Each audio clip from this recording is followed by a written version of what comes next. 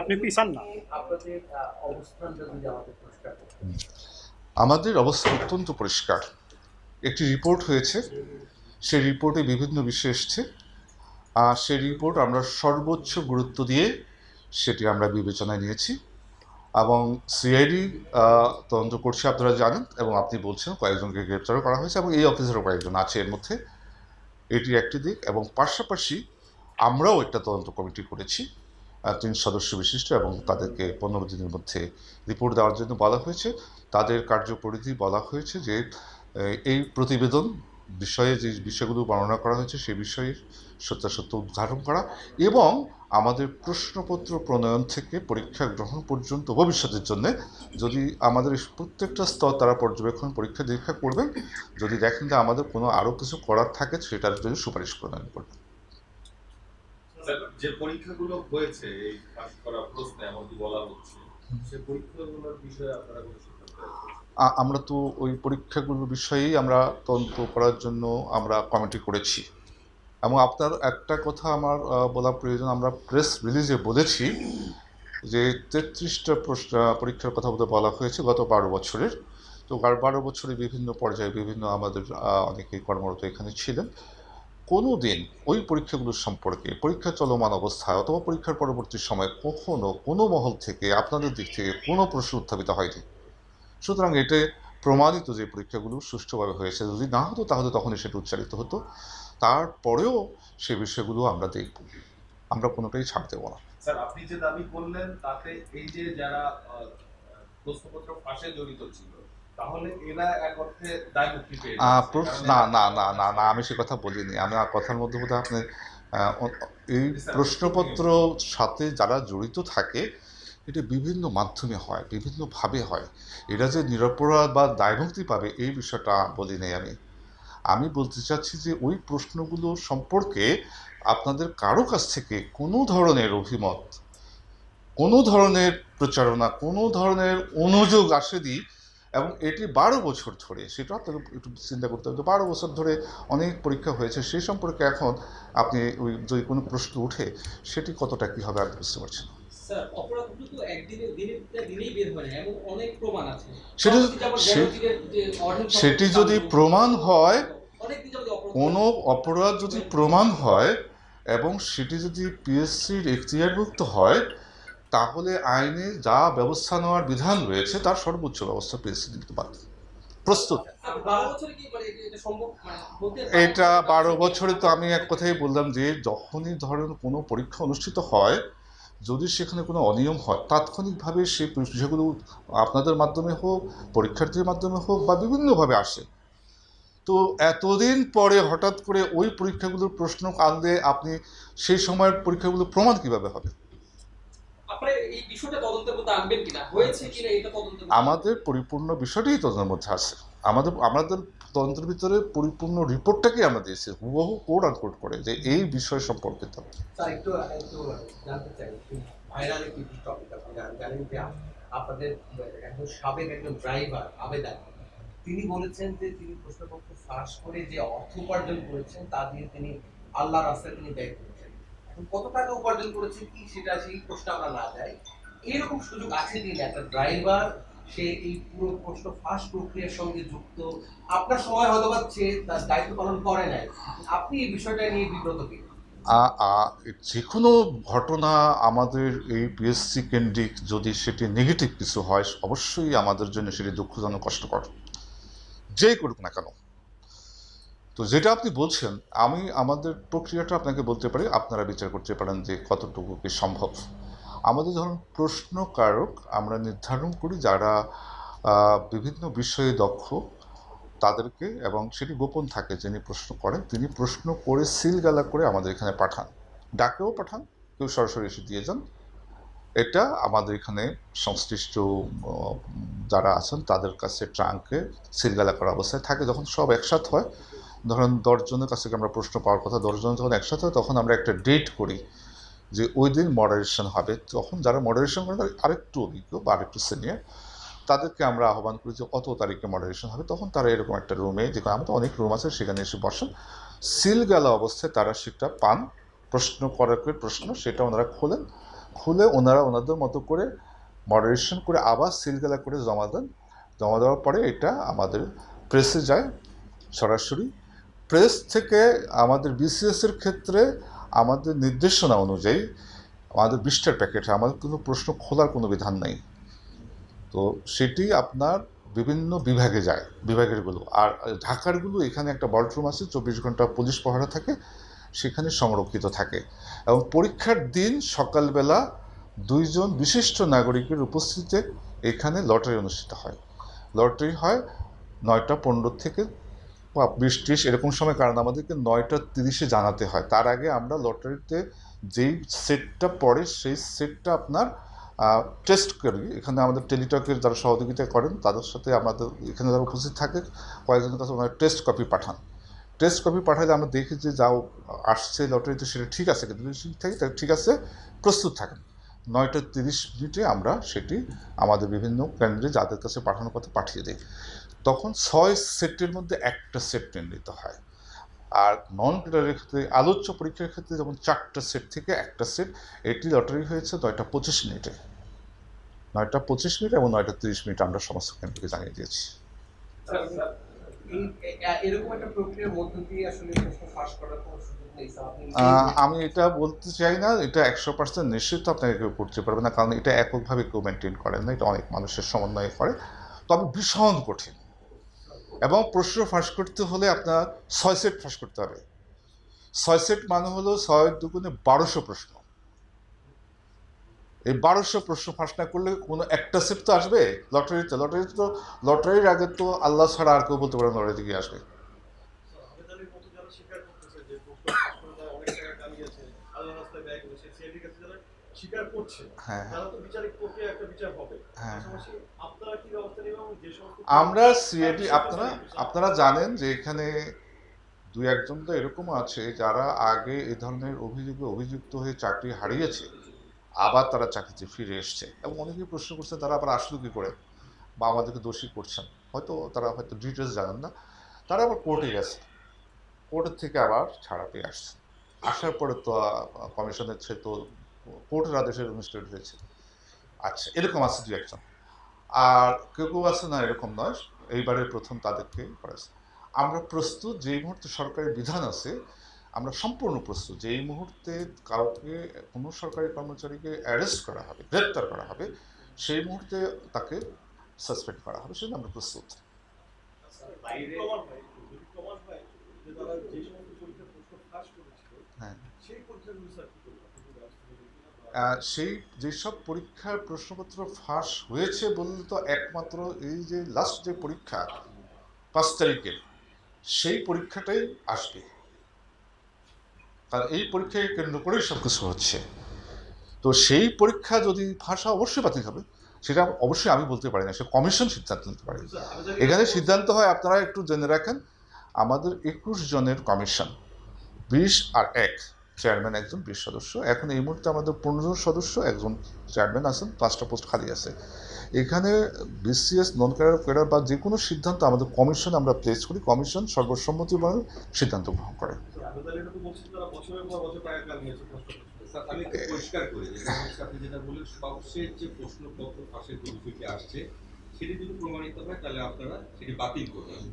যার যে সিন্ডিকেট তাকে ধরা হয়েছে তারা যদি তাদের জবানবন্দিতে উঠে আসে তারা এ যাবৎকালে কোন কোন প্রশ্নগুলো ফাঁস করেছে সেটি যদি প্রমাণিত হয়, সেই ক্ষেত্রে আপনার পরবর্তীতে সেগুলোর বিষয়ে ভাববেন কিনা?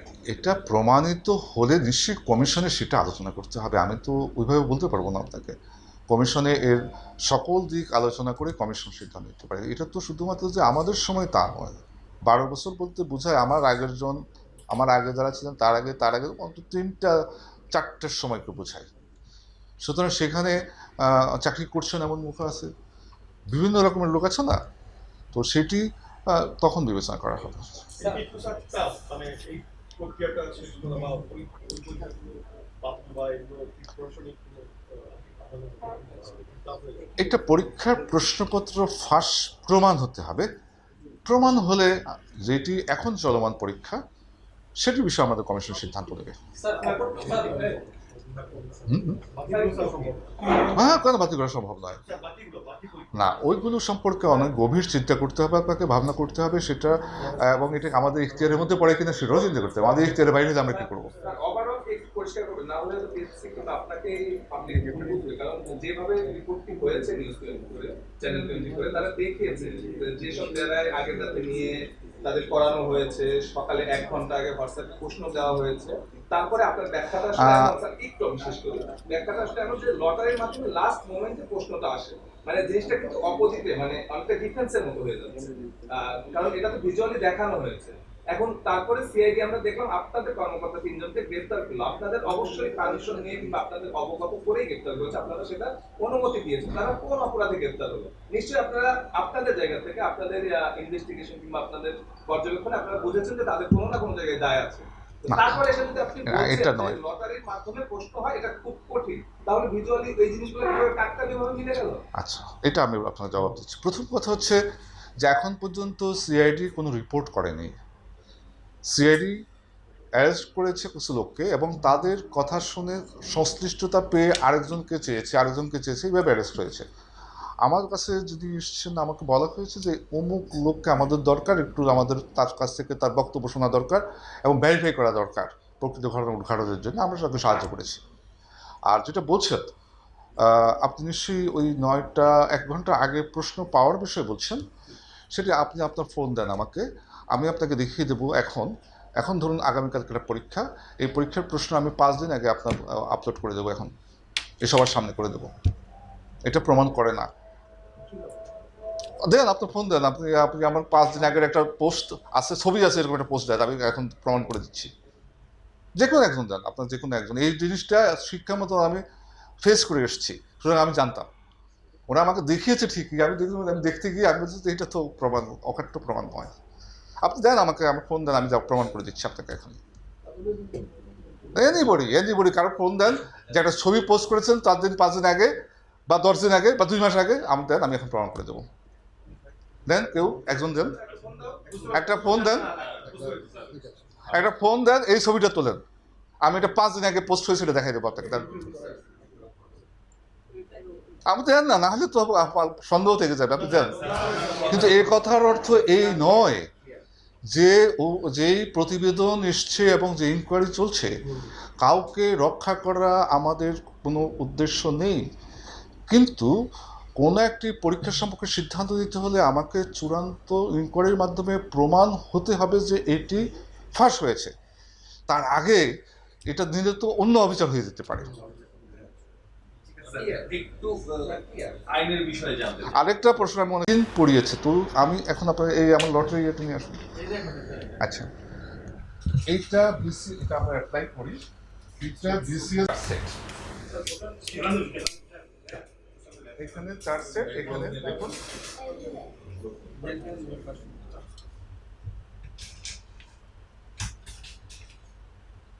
এখানে দেখুন 1 2 3 4, এখানে কাগজ থাকে, এখানে 1 মানে হয়তো পদ্মা, 2 মানে যমুনা, 3 মানে এটা আমরা অন্তত 30 থেকে 35 জন থাকি। নন প্যারার ক্ষেত্রে বাইরে কেউ থাকতাম না আমরা। এই পরীক্ষার সময় আজম ছিল, ডক্টর উত্তম ছিলেন মেম্বার, আর কে ছিল, সচিব ছিল, প্রফেসর ফারুক সাহেব ছিল। এবং এইটি আমি একটু ভুলে গিয়েছিলাম, যে আমি গল্প করছিলাম যে ঠিক আছে আর পরে করি। আসলে আমাদের টেস্ট করার জন্য একটু আগে করতে আমি মাথায় ছিল 9:30 ধরে দিতে হতো। ওরা আমাকে স্মরণ করে দিয়েছে স্যার 25 হয়ে গেছে, এখন করতে হবে, টেস্ট করা যাবে না। 9:25 আমি লটারি করছি। লটারিটা করি এই সিস্টেম,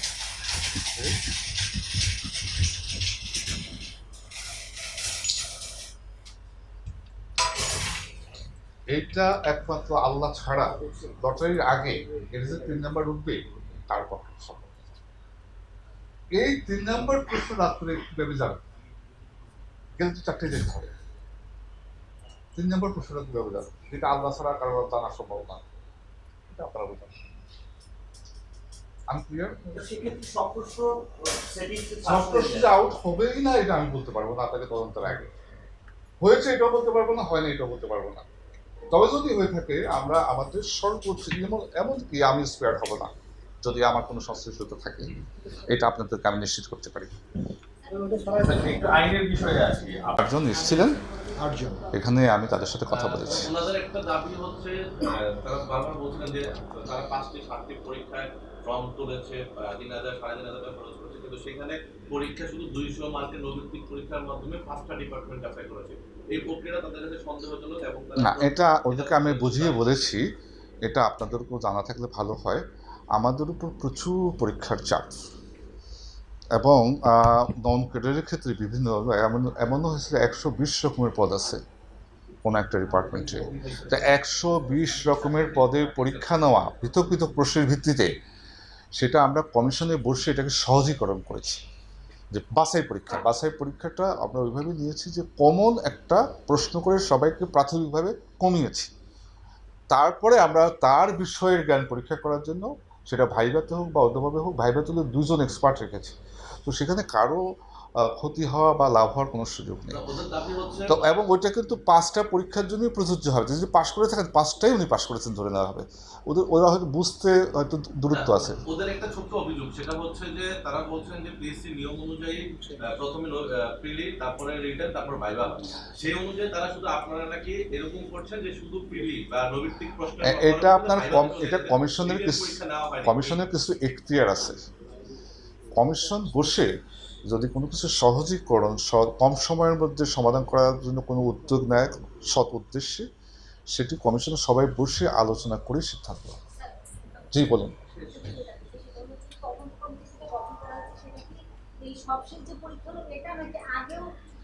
এরা সমস্ত বিষয়ে তদন্ত করবেন, তবে না আমার কিছু কথা আছে আপনাদের প্রতি। সেটি হচ্ছে এই প্রতিষ্ঠানটি রাষ্ট্রের একটি প্রতিষ্ঠান, একটি সাংবিধানিক প্রতিষ্ঠান। এই প্রতিষ্ঠানের দিকে লক্ষ লক্ষ তরুণ যুবক তাকিয়ে আছে, এবং আপনারা নিশ্চয়ই জানেন যে এই প্রতিষ্ঠানে কোনো তদবির পর্যন্ত হয় না, not even a single one. সেই প্রতিষ্ঠানটিকে যাতে তার দায়িত্ব পালন করতে পারে সেরকম একটা পর্যায়ে অবশ্যই আমাদের প্রত্যেকের কাছ থেকে আমরা সমর্থন চাই। পাশাপাশি যদি এই প্রতিষ্ঠানে, আমি আগেই বলেছি, ইভেন আমারও কোনো সম্পৃক্ততা কোনো অসৎ কাজে পাওয়া যায়, আমাকেও ফায়ার করা হবে, এটি নিশ্চিত করা হবে। সুতরাং আপনাদের যেগুলো আপনারা একটু নিজেকে প্রশ্ন করতে পারেন যে লটারির আগে কিভাবে সুনির্দিষ্ট পরীক্ষার প্রশ্নপত্র যে পরীক্ষা এসেছে সেটা কীভাবে জানবো আমি। আর যদি মনে করেন এরকম হয় যে অনেক প্রতারণা, শিক্ষা মন্ত্রণালয় থাকতে অনেকে আমার সাথে এখানে পরিচিত আছেন, দেখা গেছে যে বোর্ডের প্রশ্নের অনুরূপ প্রশ্ন করে একটা চক্র এটাকে বোর্ডের প্রশ্ন বলে বিক্রি করে দিয়ে টাকা কামাচ্ছে। সেটাও বিবেচনা আনতে হবে যে এখানে সেরকম কিছু হয়েছে কিনা। যদি সেটা হয় তাহলে সরকার এজেন্সি আছে, যদি এখানে কোনো জড়িত থাকে আমরা দেখবো, অন্যরা জড়িত থাকলে সরকার দেখবে, কিন্তু প্রতিষ্ঠান সবার উপরে। আমি না থাকতে পারি, আপনি না থাকতে পারেন, প্রতিষ্ঠানটি আমাদের জাতীয় প্রতিষ্ঠান। অযথা যেন এই প্রতিষ্ঠানটি তার মর্যাদা অথবা তার যে বিশ্বস্ততা এটি যেন নষ্ট না হয়, এটা আমি আপনাদের সকলের কাছে আবেদন করবো। একটা বিষয় হচ্ছে এই প্রতিষ্ঠানে তো কয়েকজনের নাম এসেছে এবং তারা প্রাথমিকভাবে স্বীকার করেছে সিআইডির কাছে, তাদের বিষয়ে কঠোর ব্যবস্থা নিতে আপনারা কোনো সুপারিশ করবেন কিনা? আপনাদের কঠোর ব্যবস্থা কেন, আমরা তাদেরকে রেডি হয়েছি, আমি তো আগেই বলেছি। আপনি যদি আইন মতো শাস্তি আরোপ না করেন তাহলে কোর্টে গিয়ে তো সে আবার আসবে। আমরা প্রত্যেকটা বিধান রেডি করে রেখেছি, যখন যেই ঘটনা আমাদের যে সময় আসবে। যেমন একটা বলি আপনাকে, যদি সিআইডি যেই মুহূর্তে অ্যারেস্ট দেখাবে সেই মুহূর্তে এই অফিসে যারা আছে তারা সাসপেন্ড হবে এবং ডিপি স্টার্ট হবে আনটিল ওই ঘটনা না করছে আমি তো আগে করে কোন আইনে করবো, তাহলে তো সে আবার খালাস পেয়ে যাবে, সে তো আরও সুবিধা পাবে। আর কোনো প্রশ্ন যদি থাকে? অনেক ধন্যবাদ, সবাই ভালো থাকবেন।